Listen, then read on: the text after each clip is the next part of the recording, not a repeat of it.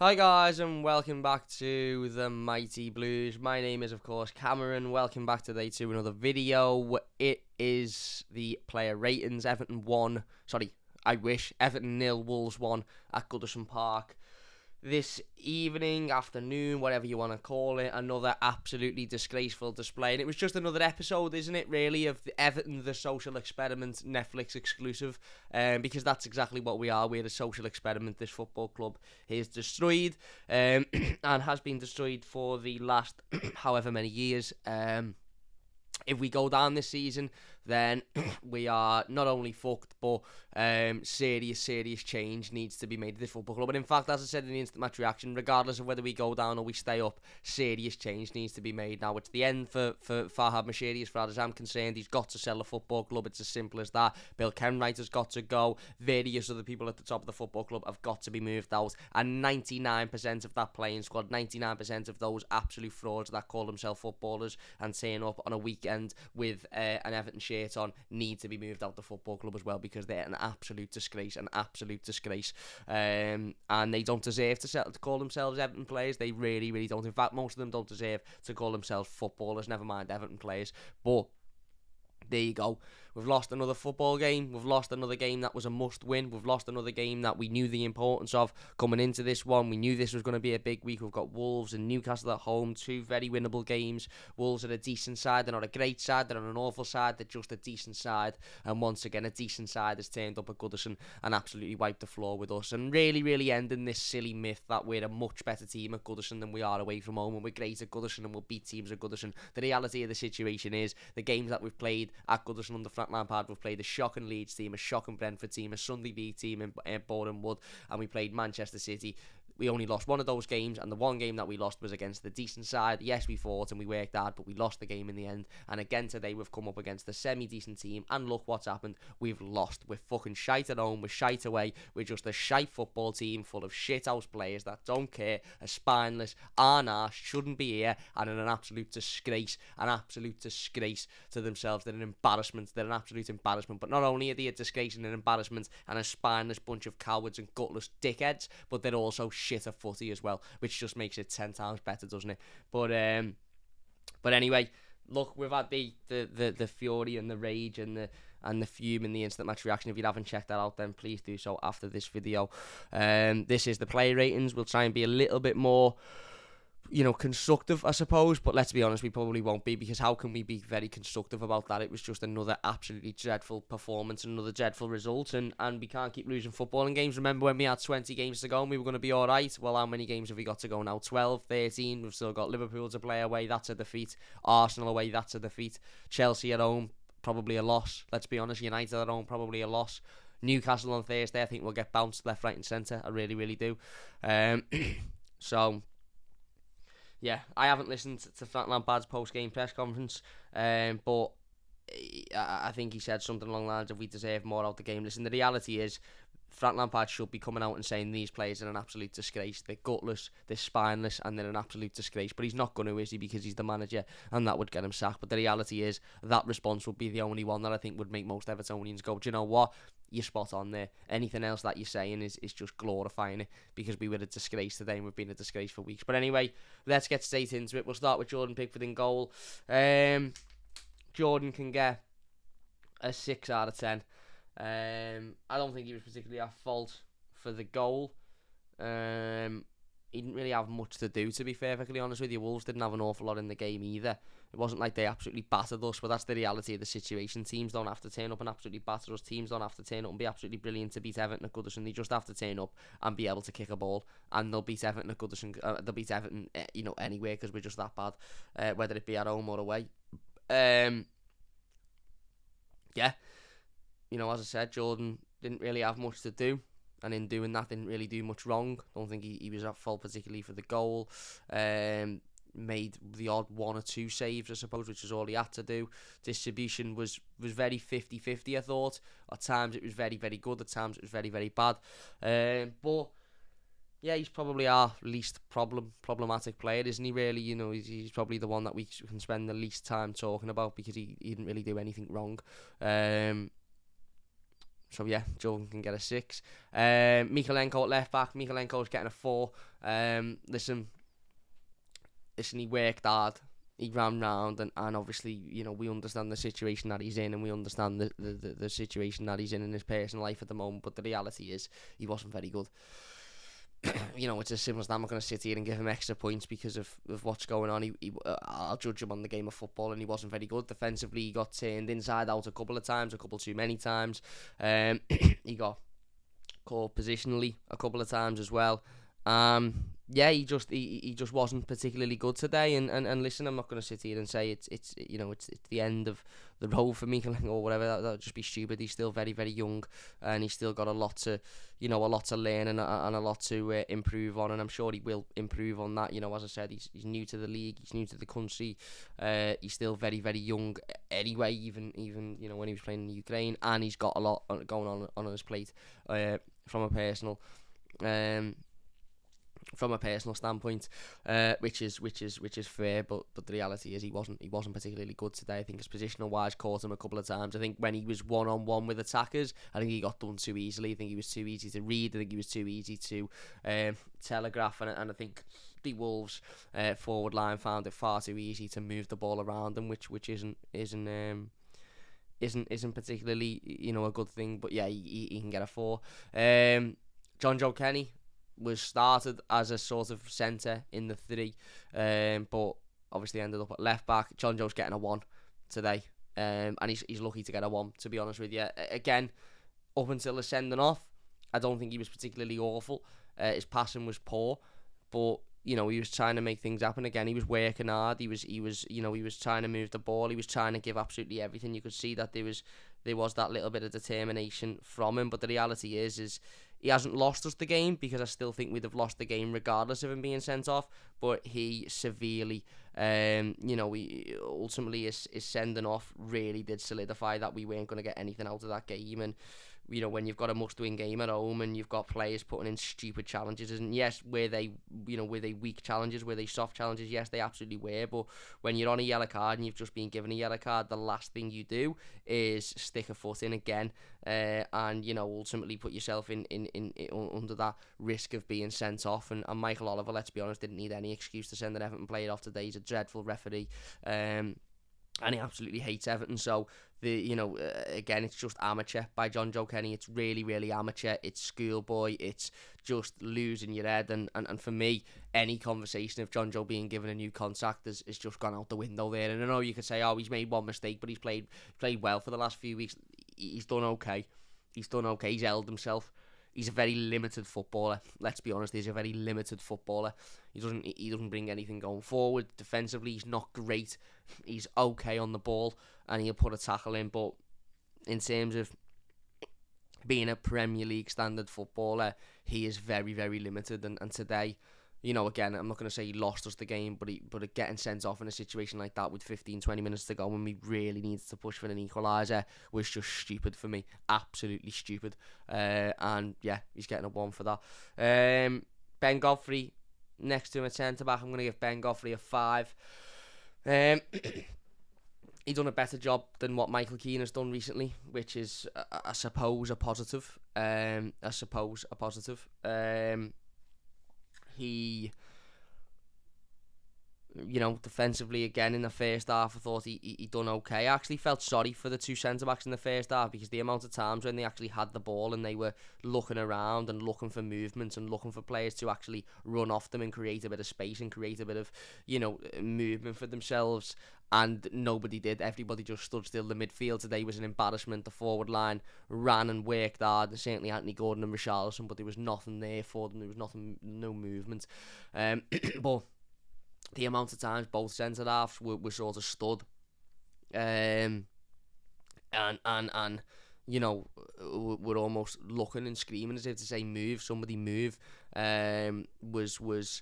was shocking. And to be fair, Ben Godfrey did get beaten for the goal. He ultimately lost his man. And as a centre half, we are really, really, really embarrassing without Yerry Mina, aren't we? Defensively, we are so embarrassing without Yerry Mina. Nobody takes control, be it Godfrey, Keane, Holgate, nobody takes responsibility. Nobody sees a ball in the air and thinks, I'm going to go and head that away. None of them.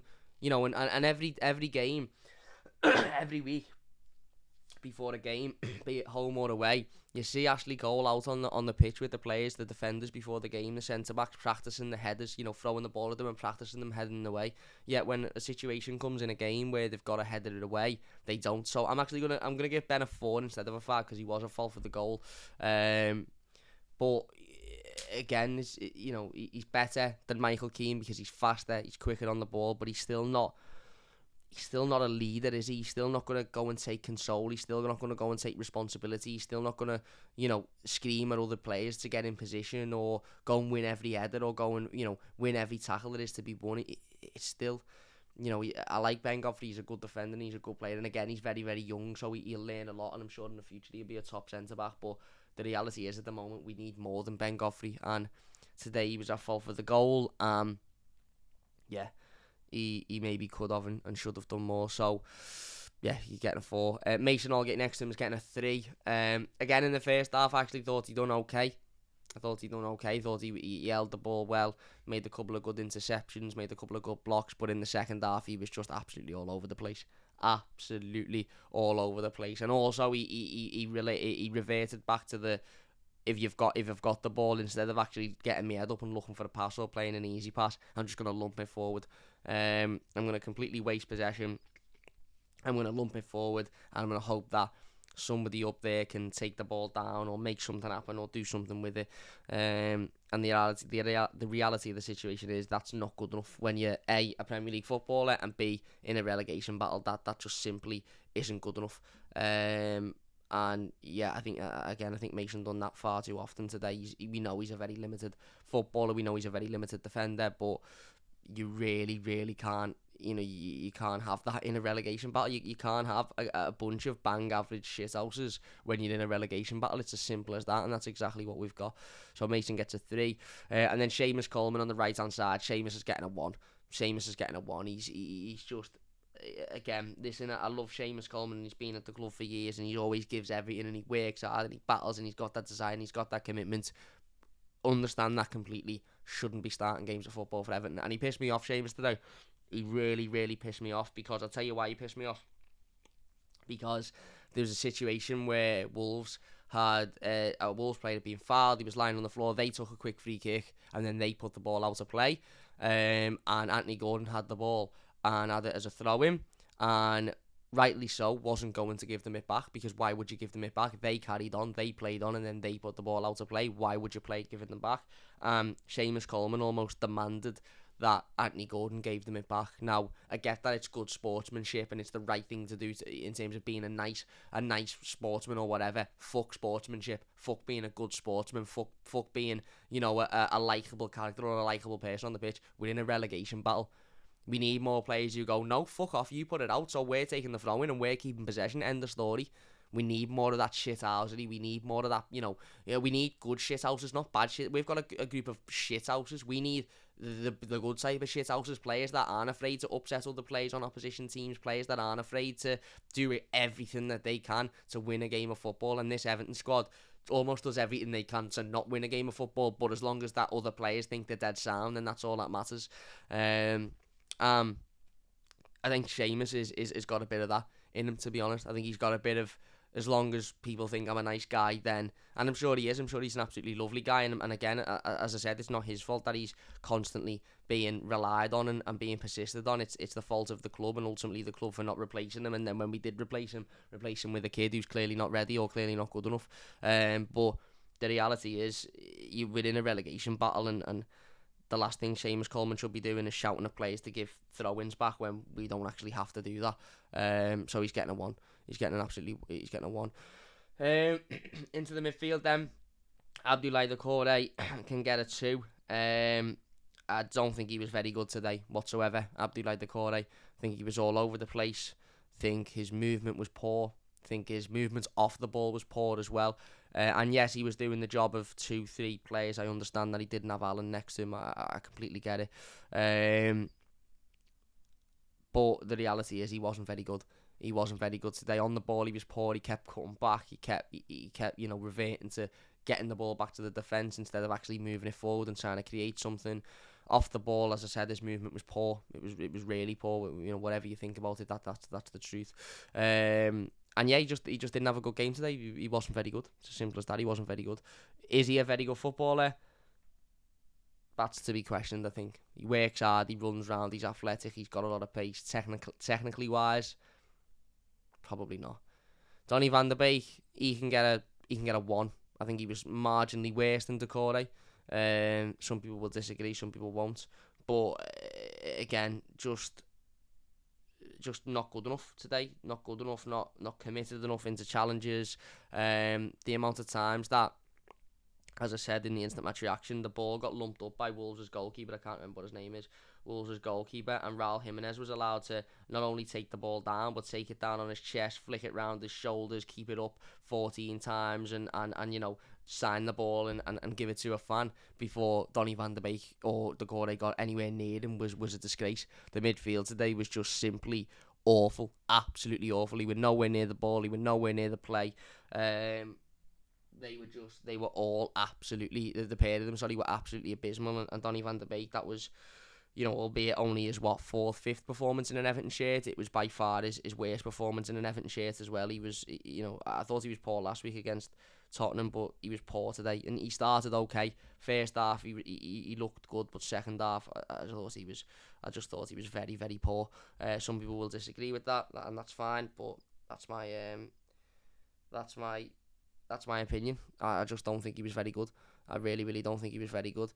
On the ball, yeah, maybe he looked a little bit better, but off the ball today, he wasn't what we needed. And maybe that's because we need a 3 in midfield. Maybe that's because he's not going to do that role off the ball, and that's why you need a 3 so you can accommodate him when he's on the ball. But off the ball, he was poor today.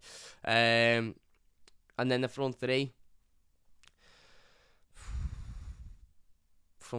Gray can get a 5. No, Gray can get a 6. Thought he worked hard.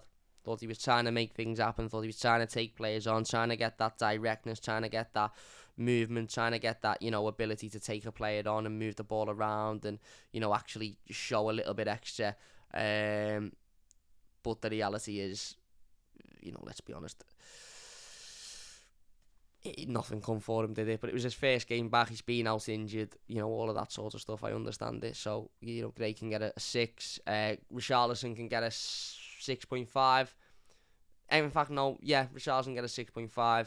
Thought he worked hard. Thought he was the only player constantly pressing throughout the entirety of the 90 minutes. Missed the easy chance in the opening, you know, 5 or 6 minutes, which he should have scored. He should have taken. You know, it's as simple as that. He should have taken it, and he missed it. But, you know, he ran round, he worked hard. I thought his battle was there. I thought him and Anthony Gordon were the only 2 Everton players you could really look at and say they really, really wanted it. You know, they wanted to win the game. They wanted to get something out of it. So, yeah, you can have a 6.5. And then Anthony Gordon's getting a 7. I think he was Everton's man of the match by a mile. Again, you know, the only player that really looked like, you know, with the exception of Richarlison as well, really looked like he gave a shit, really looked like he wanted to get a result, really looked like he wanted to, you know, get something out of the game. And I feel sorry for Anthony Gordon because he's a 21-year-old kid in a team with no guidance, no leadership, no responsibility, no accountability, and he's got the whole weight of the football club on his shoulders at the moment, and you can't help but feel sorry for him in that situation. Onto the substitutes bench then. Andros Townsend can get a 5. Come on, ran round, worked hard, didn't do nothing. That's basically the reality of the situation, isn't it? That's basically the reality of the situation.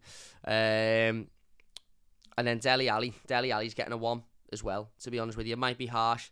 You might say that's harsh, but the reality is he come on and he was brought on to make an impact. He was brought on to go and get something out of the game. He was brought on to go and make a change, to go and, you know, bring something that, you know, different to the game that would cause Wolves problems, and he didn't. He absolutely didn't. And whether you feel sorry for him or not, whether you think he's had enough time or enough, you know, opportunity to show himself, he probably hasn't, and he does deserve it. And I'm not going to sit here and say, you know, that he's awful or whatever, but I just, again, he's an Everton player now, and I'll back him and I'll support him, but I really look at that signing and think, could we have done with going and using that time or using transfer slot to bring in maybe somebody that's a bit more suited to the situation that we're in, because Dele Alli very clearly isn't suited to the situation that we're in. Not saying he won't be a success in the future, but as of now, he's not suited to the position that we're in the league and this relegation battle, and we need players to be suited to that because we're in a really, really bad situation.